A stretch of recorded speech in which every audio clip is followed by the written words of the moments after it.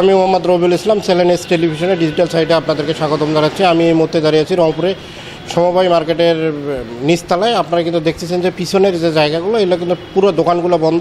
এই বন্ধর পিছনের যে কারণটা, বিশ্বে যখন ইসরায়েল মুসলমানদের ওপর বর্বরতা হামলা চালাচ্ছে ইহুদিরা, সেই ইহুদিরা হামলার প্রতিবাদে কিন্তু রংপুরের ব্যবসায়ী মালিক সমিতি কিন্তু আজকে অর্ধদিবস ফিলিস্তিনির উপরে যে বর্বরতা হামলা চালাচ্ছেন ইসরায়েল, সেই ইসরায়েলের হামলার প্রতিবাদে কিন্তু রংপুরের অর্ধদিবস হরতাল ডেকেছে ব্যবসায়ী মালিক সমিতি এবং দোকান ব্যবসায়ীরা।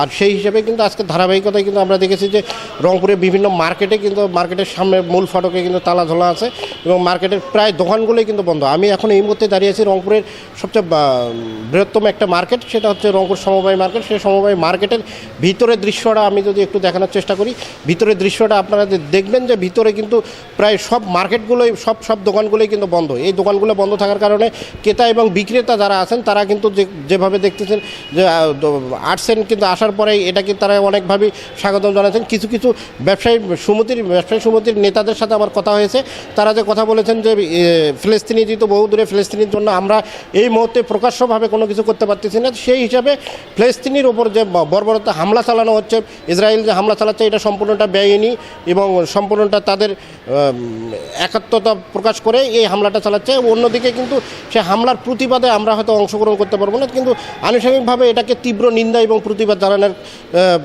লক্ষ্যেই কিন্তু আজকে এই অর্ধদিবস হরতাল ডেকেছেন। সেই অর্ধদিবস হরতালে যারা বিভিন্ন জন যারা না জানিয়ে এসেছেন, সেই সমস্ত একজন ভাই আছে আমার পাশেই, তো আমি একটু তার সঙ্গে কথা বলে নেব যে আপনি কি জানেন যে আজকে এই অবরোধ? না, আমরা জানি না, কিন্তু আজকে রংপুরে এসে দেখি যে অর্ধবেলা অবরোধ চলতেছে। ফিলিস্তিনি গোলাবর্ষণ এবং নির্মম হত্যাকাণ্ডের জন্যে রংপুরবাসী অর্ধবেলা হরতাল ডেকেছে এবং এই ফিলিস্তিনের উপর নির্মমভাবে গোলাবর্ষণ এবং মানুষ হত্যা করতেছে, এবং যার জন্যে রংপুরে এটা হরতাল ডেকেছে অর্ধবেলা এবং তীব্র। এটা খুব দুঃখজনক এবং খুব ট্র্যাজেডি আমাদের মুসলমানদের জন্য। বিষয় জানি যে ফিলিস্তিনির যে বর্বরতা হামলা চালাচ্ছে, সেই হামলার প্রতিবাদে রংপুর দোকান মালিক সমিতি একটা প্রতিবাদ দিয়েছেন। সে প্রতিবাদের প্রেক্ষাপটেই কিন্তু আজকে 3 ঘন্টা মার্কেটটা বন্ধ। এটা আপনি একজন মানুষ, সচেতন মুসলমান হিসাবে কিভাবে দেখছেন? আমরা আজকে রংপুরবাসী সকাল থেকে দুপুর পর্যন্ত রংপুরের সব দোকানপাট বন্ধ রাখছি। ইসরায়েলি যে ফিলিস্তিনের উপর যে হামলা করতেছে, এই হামলার প্রতিবাদে আমরা আজকে সকাল থেকেই রংপুরবাসী দোকানপাট ব্যবসা প্রতিষ্ঠান বন্ধ রেখে মানববন্ধন কর্মসূচি ঘোষণা করেছি। আমরা অবিলম্বে ইসরায়েলের পক্ষে ধিক্কার জানাই। ফিলিস্তিনির ওপর যে নৃশংস হত্যা, নির্যাতন, খুন, গুম হচ্ছে, শিশু সাংবাদিক সহ সকলকে নির্যাতন করতেছে। মানুষ, শিশু বাচ্চা পর্যন্ত ওদের হাত থেকেই রেহাই পাচ্ছে না, ছাড় পাচ্ছে না, হত্যা করতেছে।